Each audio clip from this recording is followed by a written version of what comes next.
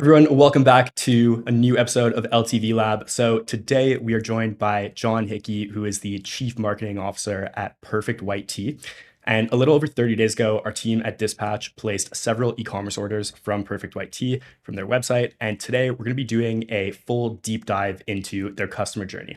So we're going to be looking at the website shopping experience, the post-purchase marketing emails that we received, and a lot more. And we're going to break down exactly what Perfect White Tea as a brand is doing really well on the lifecycle side and where there might be some opportunity to increase their repeat purchase rate and the amount of LTV that they're able to generate. So Johnny, welcome into the lab. Awesome to have you here. Before we get into our experience of ordering from Perfect White Tea, I'd love to give the viewers some more context about who you are and basically your journey with the brand up until this point. My wife and her partner, Jen, started this brand. They came up with the idea in 2019. They've been working together for a good amount of time. They've sold a lot of clothing together for different brands. So they had, I think Jen had saved the Instagram handle at Perfect White Tea maybe 5 years before. She like just buried it in her Instagram account, never really did much with it. And then at some point they had gotten the URL. And then in late 2019, they owned a t-shirt company, or Jen owned a t-shirt company that my wife had been a minor partner in it in the mid like 2015, probably time, 2016. And that company had done 8 figures. It was a pretty good company, pretty big, still around. Uh, Although today it's a lot smaller than it used to be. So they had grown that company from like 500 grand a year up until like 20 million or something like that in short period of time. And then they exited the company. Somebody took it over. So they left. And then they were like kind of on the outside, like, wow, we wish we had our t-shirt company again. And time went by and they came up with an idea. They saw that there was a hole in the market. I didn't really have a lot to do with that. I was running my real estate company at the time. I was a New York City fireman. I was working, 48 hours doing real estate, 3 kids. But I remember them talking about it in the beginning, and I was kind of like, man, these girls are crazy. Made in America t-shirts, $80 a piece. You got to be kidding. That's crazy. What are they thinking? So I was like, man, you could probably make those things someplace else for a quarter of that price. And they kept doing their thing. And then eventually they had started up an e-com company, a small one, like a test, and it wasn't nothing to do with t-shirts. And I ran the marketing and it did really well. By our standards, it went from like zero to like 300 grand a month in a very short period of time, like 6 months. So they had had a bunch of ideas at that time. They were doing like a lot of different things, and we were selling like all kinds of different like little tchotchkes and things. But they knew that they wanted to do the t-shirt thing, and so I was watching them do it, and I was kind of like, well, they'll get their stuff together, but I'm doing like 300 grand a month over here, so who cares? And eventually, I was busy, and I think they asked me for help with it, and I was like, I'm busy right now. I got my other stuff. So they started up the t-shirt company, and they were running for like a year, and it was doing pretty good, and it started to catch up to the company I was running. And then my company went out of business. So because they were the ones who had started it, they stopped being interested in it. They just stopped doing anything, and eventually the ads dried up. So they launched it, and then about a year after they were launched it, I was like, okay, I'll get involved. So I came in and I started looking at things, and I was like, wow, we don't have any Klaviyo set up yet. We really got to hook up some Klaviyo over here. I remember I was listening to Chase Diamond. He was talking about flows, and I looked, and I'm like, we have one email, one flow, welcome. And we were doing like 50 grand a month. So most of our sales were coming from Facebook ads. And then I was also doing Google. So I hired my friend to do some flows for us. And we started to do like 6 figures a month. And I was like, wow, this is great. So we kept going, kept building. And, it's been about 4 years now, been running for about 4 years. And the brand's doing great. They obviously came up with a really good idea. They, uh, they executed it really well and gave me like, something to market, something to be really easy to sell because the product, I'm actually wearing one of them right now. It's a great product. It's 100% cotton. People like it. Uh, and the repeat purchase is pretty good. Like, we'll get like people buying something this month, 30 days later, maybe 40 days later, they come back for a second purchase. Eventually they convert to like buying multiple items. And we're just constantly trying to figure out like, hey, how do we do a little bit better than we did last month or the year before? Sorry. As a Um, note, I'm also wearing my perfect white tee. Oh, no way. What are you wearing? Is that a Hendrix? It's a Cheryl. Oh, you have the Cheryl on. No kidding. That's one of my wife's favorites too. Be be comfy. very impressed by your eye, Johnny, of calling out that style. No, no, I didn't notice it. She gave me the name, but it's we have a lot of crew neck for women. We have the Springsteen, the Cheryl, the Courtney. Yeah, there's a bunch of them that are crew neck, so it's sometimes hard to tell. Yeah, no, I love all of your product names, and we'll get into that. So, Johnny, what I'm really curious about, number one, you started out as a firefighter, then you went into real estate. In terms of your marketing knowledge, to like be CMO of this obviously really quickly growing company, were you completely self-taught? No, definitely not. Uh, I was reading Alan Dibb's The One-Page Marketing Plan, and I had this. I'll give you guys a link to it because I can't remember how many of the books I read off. Probably like 30%. I have this book list called the Marketer's Bookshelf. It's probably like 40 books on it, 35, 40 books. And it's stuff like breakthrough advertising, scientific advertising, um, how do brands grow, positioning, just, really great classic books. So I was reading a lot of those. So that's not self-taught, that's like reading somebody else's wisdom, to be honest. Um, and I was watching a lot of YouTube. I'd be, trying to figure something out. I'd watch YouTube. There's this guy, Sam Baldwin, who's a Google Ads guy. I was watching a lot of his videos in the beginning. I was really deep on Google Ads in the beginning. I didn't love Facebook, the platform, and I was struggling with it. So I ended up getting a guy off of Fiverr to run Facebook ads for like $100 a week. And I just like oversaw him. And I would just listen to like podcasts and try to execute things that people were saying. So definitely not self-taught. No. I think I'd still consider that self-taught, considering like no formal education, you didn't learn it like on the job somewhere else, and you basically just figured out where to pick everything up, where to learn it. I think that's super impressive. So, John, you mentioned that like you thought your wife and co-founder were crazy, like starting this expensive t-shirt brand. I'm curious to know, like, what do you think gave them the confidence to believe that there was a place in the market for a new basics brand? So Jen, is my wife's friend. I obviously don't know her as well as I know my wife, but Jen had a t-shirt brand that was doing eight figures a year in sales for a number of years. She's worked in the fashion industry for a good amount of time. My wife has sold hundreds of millions of dollars of apparel for other people. She was a sales rep, so she would sell other people's lines. So she sold literally hundreds of millions of dollars of clothing.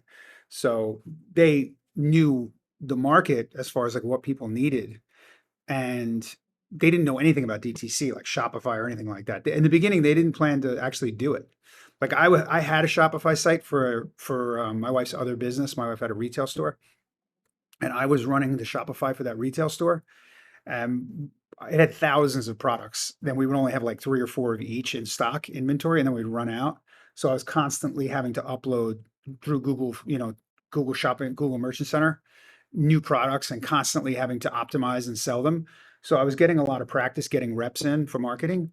And when they said, "Hey, we're doing the t-shirt company," I was like, "Okay, cool, let's do Shopify." They were like, "No, we're not going to do that." And I was like, "Wait a second, what do you mean?" But then they started selling a lot of t-shirts through Instagram DMs, and they were getting overloaded. They were like, somebody was just basically just taking the DMs, writing the stuff down, calling credit card company, running the credit card, sending the package out. And they were doing like $5,000 a month or $7,000 a month on Instagram. And it was a little, it was obviously a lot of work. So they decided to get a Shopify store so it would be automated. Got it. Johnny, who do you consider today to be the main ICP or customer demo for Perfect YT? 18 to 65-year-old women, and now men too, because we're selling like in this week in the top 5 is a men's item. I'm not wearing it, but it's like a crew neck sweatshirt inside out. It costs $148. So I'd say obviously people who are upwardly mobile. I don't think I ever would have purchased a sweatshirt for $148 until I worked for a company that sells them. So I'm certainly not the demo. Not that I couldn't afford it, just because I'm cheap, you know. I grew up when I was a kid, we had no money. You know, my dad was always on unemployment. We only went like he would work like 6 months and he'd be off work for 6 months. He was in a union, so he was always getting laid off. So I would never spend that kind of money on stuff. So I'm not in the ICP. Um, I would guess that it's, men and women who look at their appearance, and they care about their appearance and they care about their clothing. They're a little smarter than me. So they want to buy like quality goods that will last a long time. I will say this. I don't know if you guys can see this t-shirt. Can you see this one? This is 4.5 years old. I'm just impressed that it's still white. This is a white t-shirt that's 4.5 years old. So it is a good product, because Yeah. most t-shirts that are 4.5 years old would be like destroyed. Got it. Well, we have something in common considering when I was growing up, I think my maximum budget that my parents probably gave us at the mall for a t-shirt was like $15. So I wouldn't consider myself in the highest fee either. And basically until LTV Lab and this like experience right here, probably wouldn't have gone myself to spend that much either. But we now have Kayla and Lauren who have experienced the quality of the product themselves. So definitely understand that it's justifiable. P customer demo. How do you, Johnny, as a CMO right now, view the role that email and SMS marketing play in the business? So I look at it like the safety net under the trapeze. Like years ago, probably like 3 years ago, I was talking to this agency about handling our SMS and email and Facebook. And I didn't use them, but the guy gave me a really good sentence. And I was like, damn, man, that makes a lot of sense. Because I was talking to him about email and he wanted Facebook ads too. And I was like, well, I'm the media buyer, so I'm not giving you the Facebook ads. And he goes, we really like to have Facebook ads and email at the same time. I'm like, why? What does it matter? And he goes, well, those people sit next to each other. So the guy who's doing Facebook, he's going to talk to the person who's doing the emails and say, hey, I spent too much money this week. I need you to send an email to clean it up and get my MER back in line. So that really informed my process for the next few years to this day. Like I'm getting ready to send that message to my email guy right now. Like I spent way too much money this month, dude. I'm in the 3s right now. I need to get to the 4s, man. You got to help me out. Send a full list, 30, 60, 90 engaged, man. Let's go. And an SMS too. So that's what I look at it as, that if the website right now, the website's not converting very well. It's kind of converting low, man. It's like in the 2s, used to be in the 3s. Got some people messing around over there. I'm not sure why things aren't converting. I got a CRO firm working on that, but we went from like mid 3s to 2s, and we were at high 1s a couple of weeks ago, which is like mind boggling. But I look at it as the safety net. If I'm gonna, I think 2 days ago I had the budgets for Facebook at 75,000 for the day, and then I was like, you know what, today's going to be 126. So I restarted an old campaign that I know can pick up spend in a day because I use it on Black Friday sometimes. And I just put it on like 50 grand. And I was thinking to myself when I did that, I was like, I'm going to have a ton of email addresses in 2 or 3 days. So that's cool. We'll get them with email. And that's how I look at it. Yeah, I think that's absolutely the right way to look at it. I like the net under the trapeze example. And I think there is a lack of entrepreneurs, lack of CMOs, lack of founders who do see it how you see it, which is like, okay, our email is our most profitable source of revenue as a channel. And we can absolutely use this in tandem to make our overall net metrics, like MER, like look how we need to versus just like having a set calendar, let's say, and sticking to it and whatever happens, happens, like really using it in a almost like reactionary, proactive way to get those numbers where you need them. So yeah, that makes a ton of sense. Cool. So my last question here before we get into it is, as of today, Johnny, we're going into Q4 or already a month into it. What are the primary lifecycle marketing or retention metrics that you're focused on improving at this point? Uh, Our deliverability is really high right now, which I think probably should be a little lower. It's at 80. As in, it's really good. It's 86 right now. You know, the deliverability score in Klaviyo, it's 86. Yes. So I was looking at it the other day and I'm like, man, that's a little high. Shouldn't it be a little lower maybe? Because you want people to be like, you know, you want to be hammering the list. Like who was the guy said, I think Jimmy Kim said years ago, he said, you want to email people until they unsubscribe or purchase, nothing in between. He's like, you don't want to carry people on your list for 2 months. He's like, so the more you email them, you're either going to push them off the edge of purchase or you're going to push them off the edge of unsubscribe, one or the other. And either one is good because obviously you have the good result on both sides. You're going to clean your list or you're going to push LTV up or push your conversion rate up. So LTV is another one that I look at. And actually there's like a yin and yang kind of with email and Facebook. So if I see that my revenues are way up on email marketing, like I'm looking and I'm like, wow, email's like 45% this month.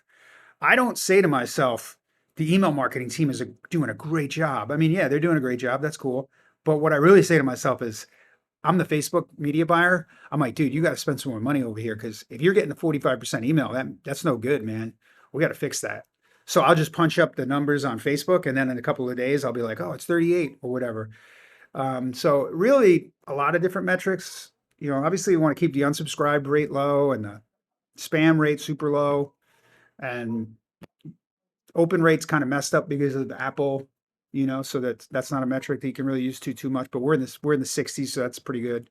Because I do open people's accounts up sometimes when I'm auditing. Because my agency does email marketing, but we do it on a much lower level. We don't handle PWT. We handle like small companies.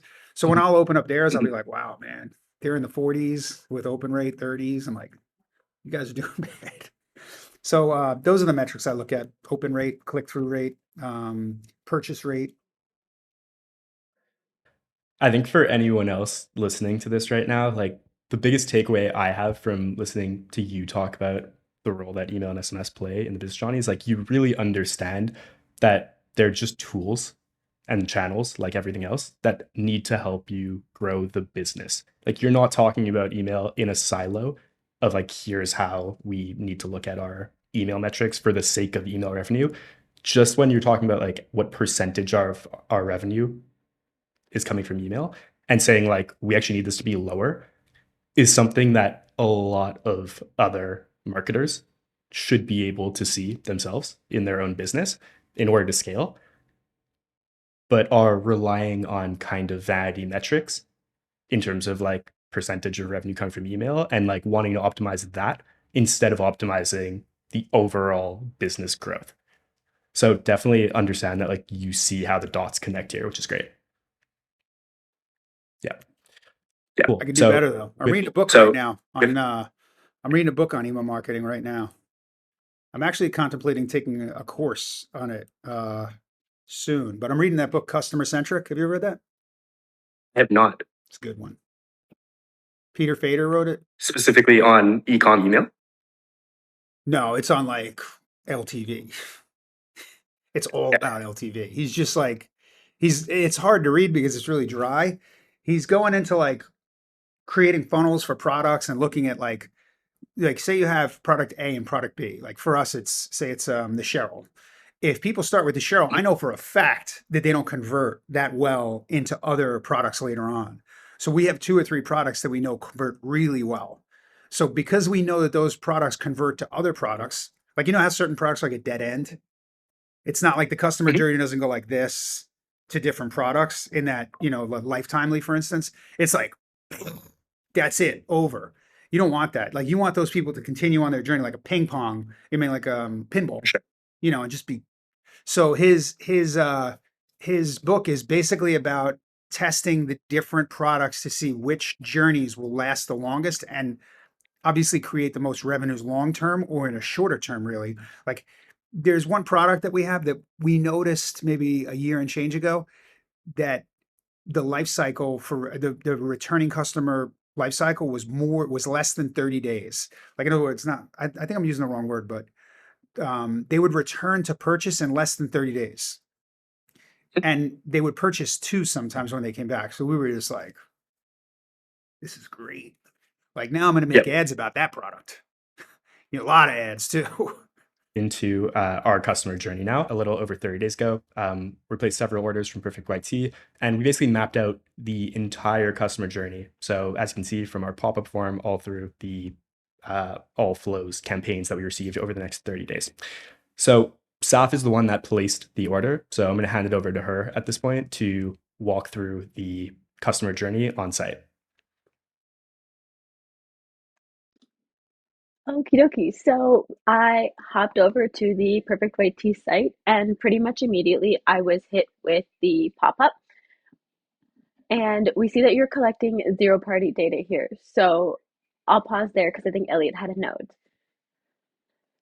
Yeah. So, Johnny, you are currently collecting zero party data in this pop up form. For anyone who is watching, doesn't know what it is, essentially, zero party data is data that new website visitors are volunteering. So, they're letting you know what they're interested in directly. This is an amazing thing to have live. I'm sure this form converts extremely well. I'm curious to know how you're using this zero party data at this point, Johnny. Uh, we're using it inside of CDP with Klaviyo to, just inform the profiles and the segments and create uh, a more detailed picture of what the consumer is interested in looking for.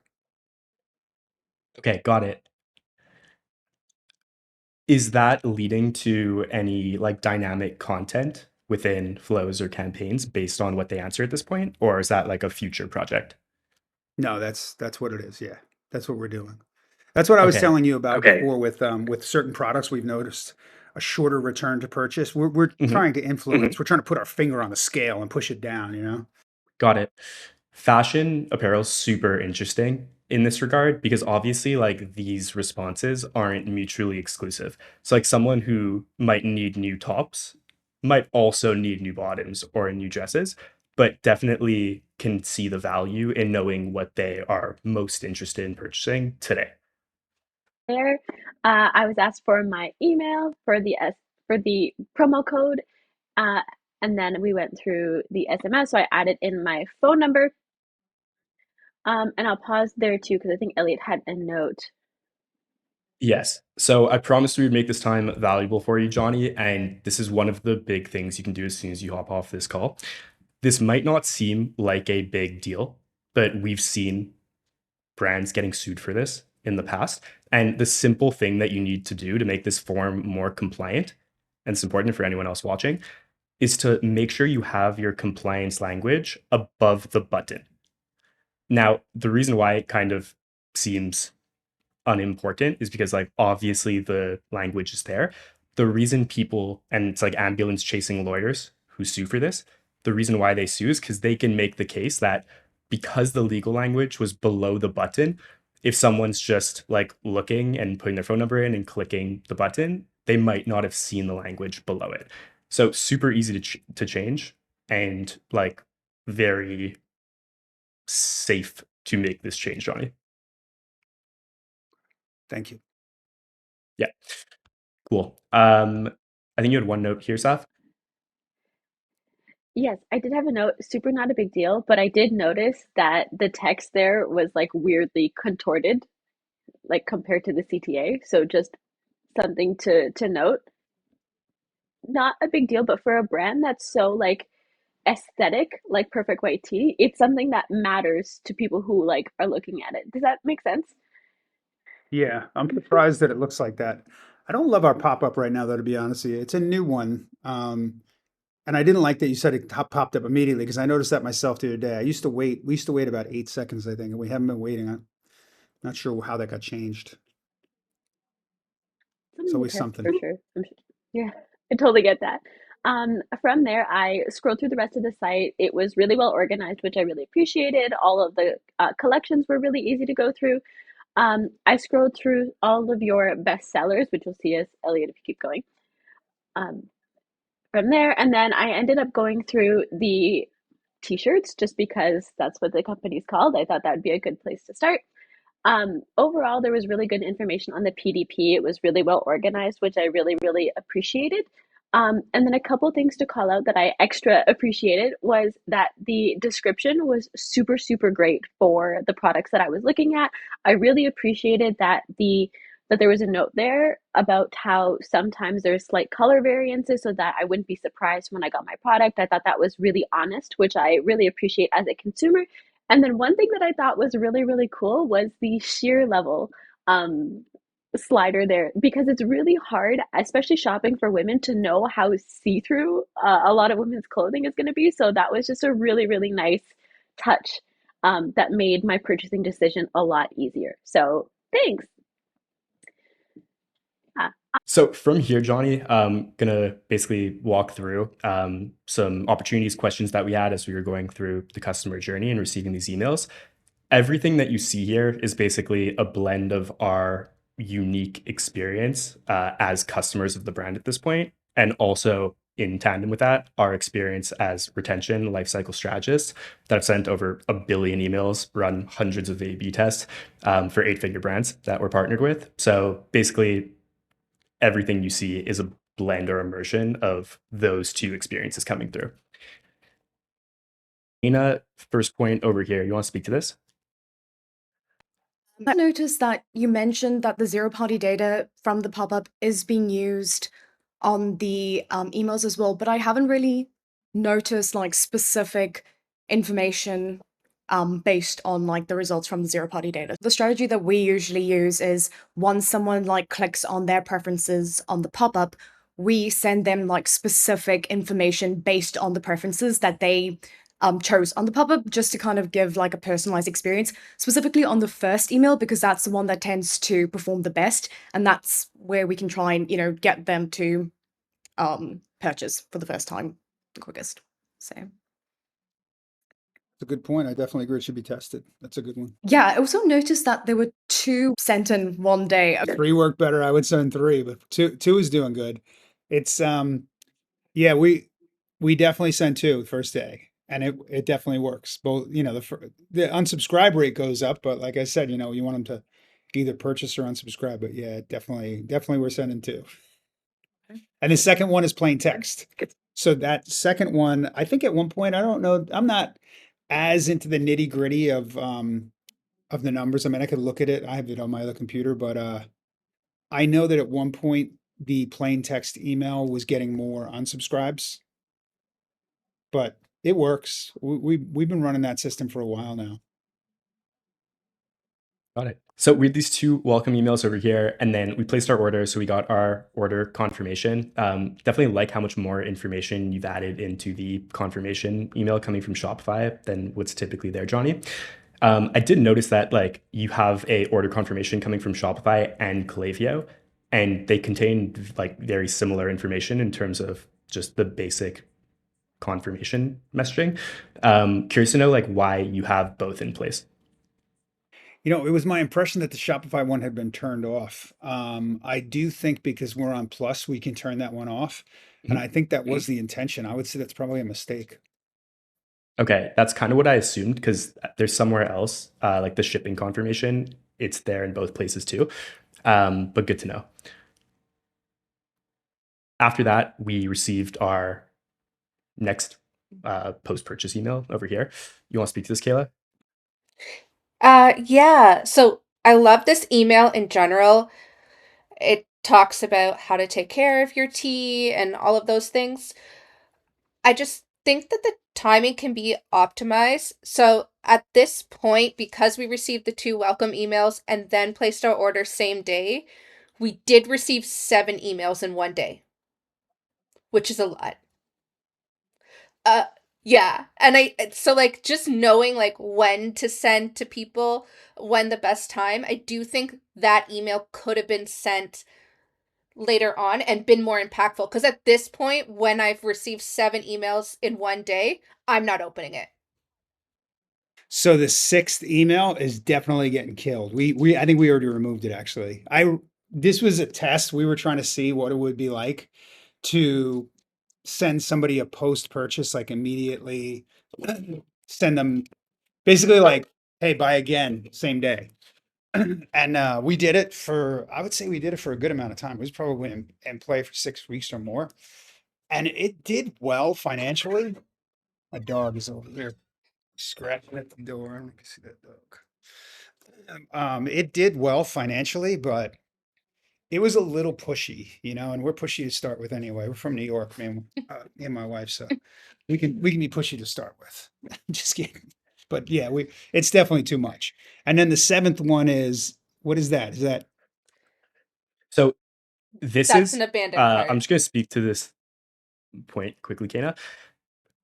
This is an amazing email, Johnny. And I think this is an email that so many other brands could benefit from. I'm actually curious how you're handling this on the fulfillment side, where you're basically saying, we're about to ship your order. Like you can add something in at no extra shipping cost. And here's 15% off to use for us to add it in. How are you doing that on the fulfillment side? so? They have to go in pretty quick to make that order, otherwise it's going to be a second order. That's one of the reasons we killed it, is that it causes issues. Mhm. If they make that, how long did you get it? Like within 15 minutes or immediately? Something like that. Yeah. So if they're right away going in there and purchasing, then we can handle it. But otherwise, it's going to be a problem because they're getting two orders. So that's one of the reasons we stopped doing it. And then that last email is definitely a mistake. Like I think my wife actually called this out, what you're seeing here, that she said, by the way, I just got another email saying I watched, viewed card or whatever. Um, is your name in that one? Did it come to your name or is it coming to like, This one, in terms of the content, yeah, it's like, let's see. no. Yeah, I'm curious to see what flow that is. Is that it is a flow, right? You wait for God. It looks like an abandoned cart flow, but there's no filters to exclude people who just placed an order. Yeah, that's the problem. I'm Cool. sure that people were like, man, you guys are pushy. Okay, so next up, one day after our order was placed, we basically just got the standard like shop tracking email. We continued getting abandoned cart emails, Johnny, after placing our order. And essentially, we ended up getting 6 abandoned cart emails. I'm not mad at you for the take on like chasing revenue in the like or sending more emails in the pursuit of more revenue, like when that might result in unsubscribes. I'm not mad at that. But as an existing, like as someone who just placed an order, for sure getting like this second one, third one, fourth one, fifth one, sixth Can you one, drop the email address that you were on for this so I can see what it is? for sure. I think Saf can send that through after. Yeah, if you could email it to me, that would be great so I can investigate Yeah. why this is occurring.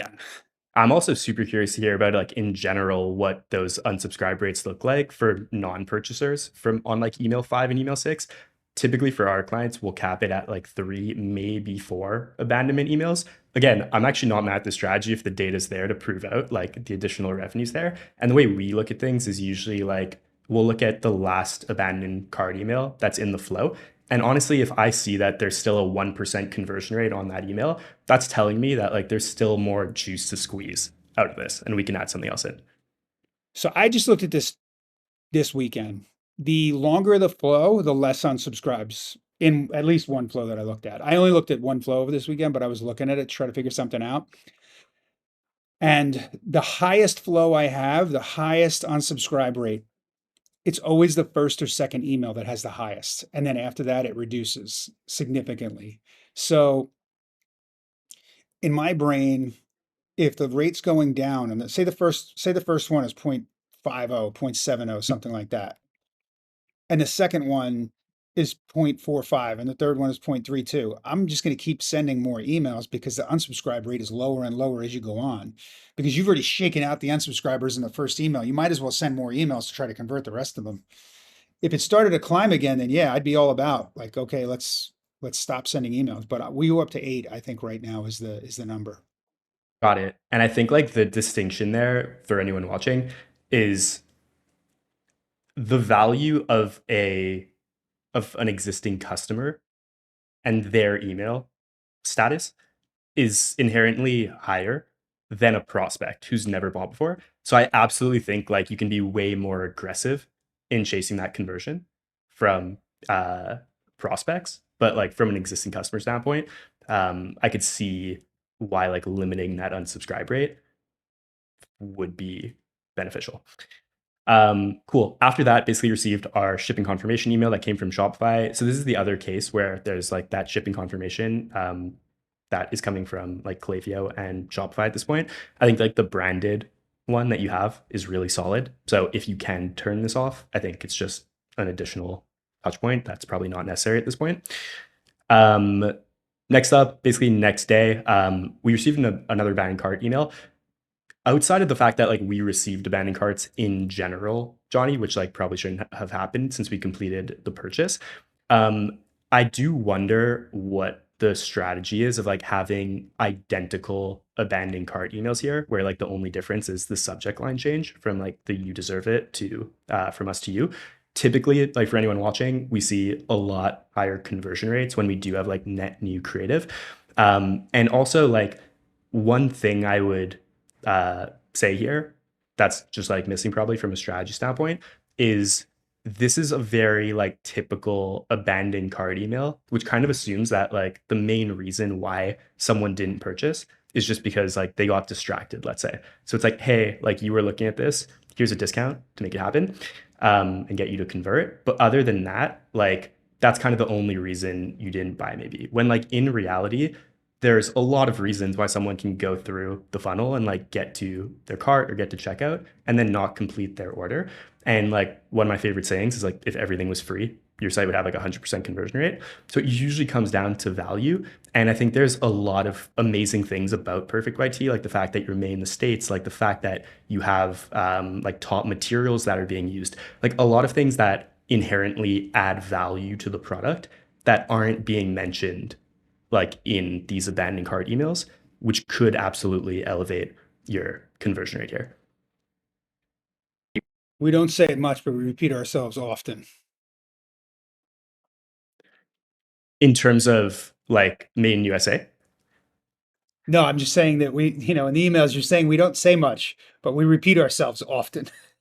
We just keep sending the same emails And that's over where like and over. yeah, so that's where like an A/B test on a net new email from like the first to the second, I think would be really high leverage, like at this point in the journey for sure. Cool. Next thing here, this is another compliance tip, Johnny, because I do not want anyone who comes on LTV Lab to get sued ever. This has become more common recently, and I actually just saw someone on X tweet about a lawsuit in Washington around this. It's anyone watching this, you have to be super, super careful around the urgency language that you're using in your emails. And you cannot have like fake urgency language here. So basically what you're saying here is like this is an abandonment email and you're saying like the code expires in 24 hours. And then this was received on the 27th. And then on the 28th, we're getting another email that is saying in the subject line, like get 10% off for 48 hours. So like your code expires in 24 hours isn't true here. And again, like it's only these ambulance chasing lawyers who do this. And I hate them more than anyone else, but it's just like an easy thing to fix. Does that make sense, Johnny? Truth in Yeah. advertising Yeah. is definitely important. That's definitely a foul up. Cool. Yeah, happy we were able to bring that to your attention over here. So basically, like a follow us on socials email. We got this, final abandoned cart email. And then over here, I actually initially thought that these were like printed graphics because of like how these are displayed. And I think this is a case where like the brand inside and out. Like you obviously know that like Hendrix and Harley and Ziggy are all like the different cuts of teas and SKUs that you guys have. As someone who doesn't know that, my gut reaction was like, oh, these are just like printed teas for me to go shop. We actually put together a redesign of your creative, and I don't think like creative is your biggest issue at all, but we do this on every episode of LTV Lab. So like I'll let Lauren, our creative associate, just speak to like how we redesigned this and kind of like why some of these choices were made here. Yeah, so really it does tie into what Elliot just said about thinking that the writing was printed on those on the SKUs. So in the bottom module of the redesign on the right, we we focus on using lifestyle shots as opposed to just product shots because we really, first of all, the lifestyle shots you have, the model shots are really well styled and really nice. So we thought that'd be a really nice way to highlight those. But it also kind of takes away the potential confusion of it appearing like they're printed on, especially on the Addy on the far right, since it's on the side shot. The top module, we really wanted to highlight the qualities of the products, so we figured doing some nice iconography with the with some callouts could go really well with that. And one other thing I'll call out, if you scroll down in your original email on the left, and I noticed it a little bit in some of the emails, we do have some white writing on white products and white products on white background. And sometimes that can be difficult to read. So we try to obviously highlight darker colors with the white writing. But in the instance of those, any addition of contrast is obviously going to help, because if you can't see what you're looking at, conversion is obviously going to be a little bit of an issue.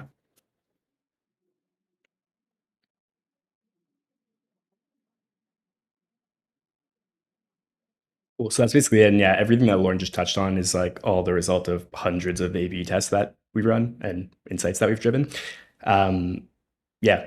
Any like high level thoughts there, Johnny? No, I like the design. I know my team wouldn't like the fade out at the bottom with the graphic, but I like the design where they turn the girl and then put turn the model and then put Addy on it, because that tells you that it's not like printed on the front. It's like it tunes them into the fact that you're telling them a style name, not showing them a printed graphic. I like that. For sure. Cool. Over here, Johnny, is this an evergreen banner for people to go shop gift cards after they leave a review, or is this just something that's live for Q4? That's pretty new. I just saw this the other day. What is that exactly? I So saw that basically, it's they in were this talking about this. review request email. And then at the bottom, it's saying one less thing on your to-do list, get our gift card and give that special someone the gift of choosing their own perfect piece. I think for Q4, this is a great banner to have like across the board, honestly.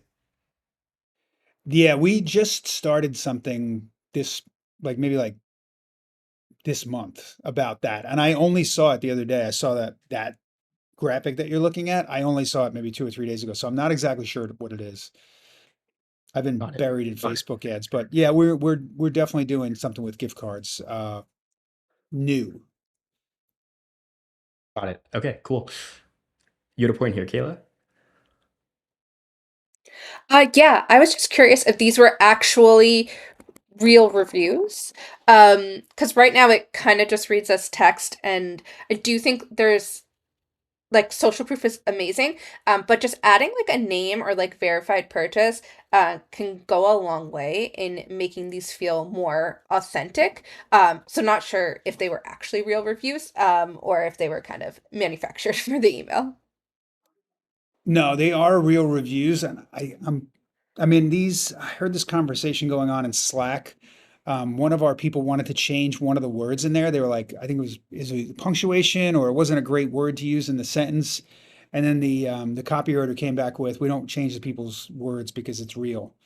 And they're like, you're not allowed to do that. So I'm pretty sure this is the email that had the real reviews in it. Yep, I think that's it.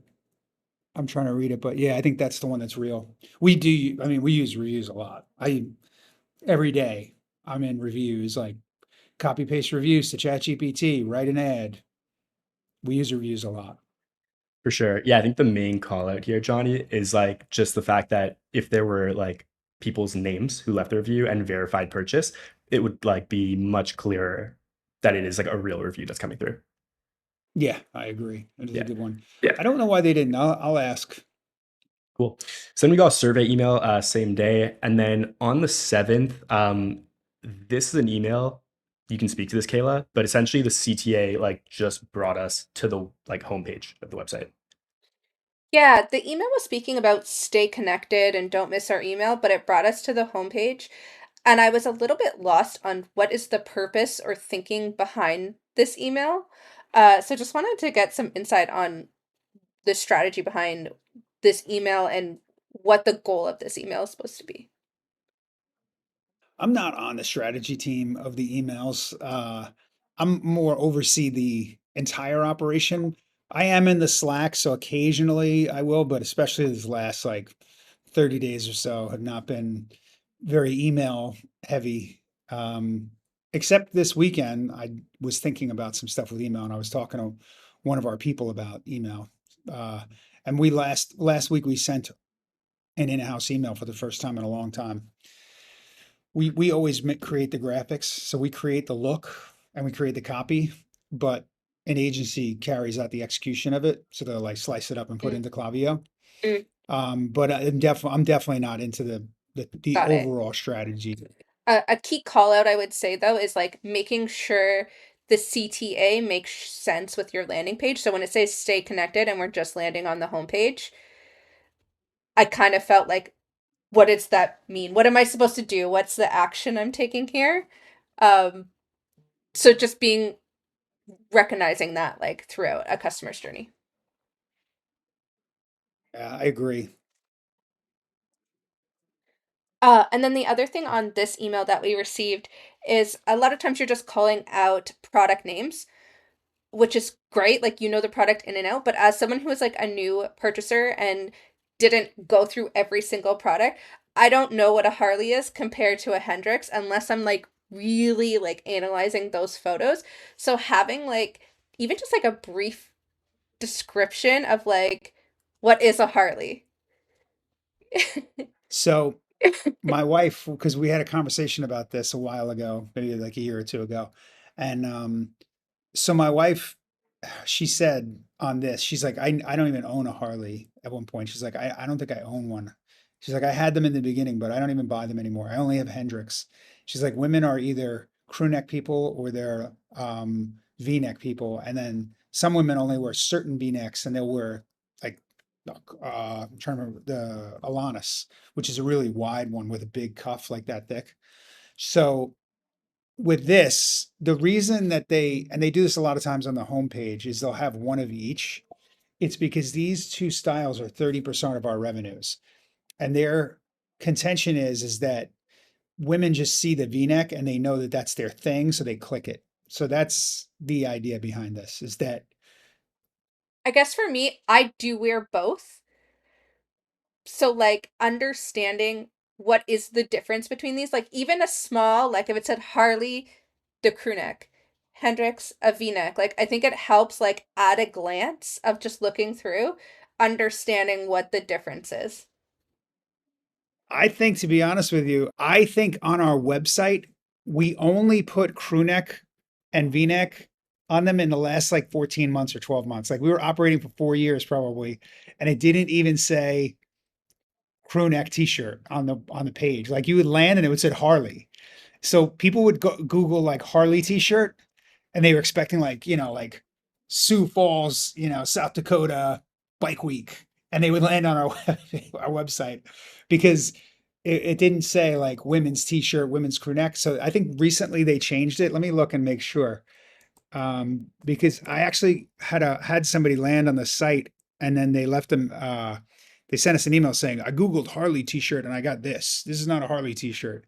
So we were all laughing about that. I think I'd like to add you guys to Klaviyo and do you give me an audit. Yeah, we can for sure do things here. I'm happy to like send over this Figma file. Like your loyalty program that was discontinued in 2024 is still being promoted. And then we also dropped like some big like prescription things over here. So I'll send this over and yeah, we can definitely get an audit done. I'll follow up via email, We Johnny. can capture this in the tail end of that audit. When you and I talk, we can go through the rest of this. Thank you so much for coming on this episode of LTV Lab, Johnny. Really appreciate the time.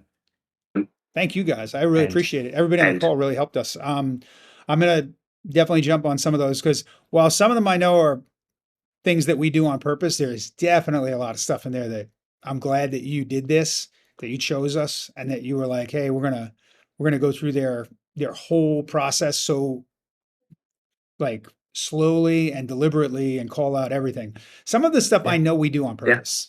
Definitely, like I don't know what with the thing with the homepage with Stay Connected, but I would guess they did that on purpose because they're always doing stuff like that. They're always doing like something, and then they have a reason. My our in-house person, but Yeah. if there isn't Yeah. a reason, I'll find out. And definitely the rest of there was a bunch of stuff in there that I'm like, this is terrible.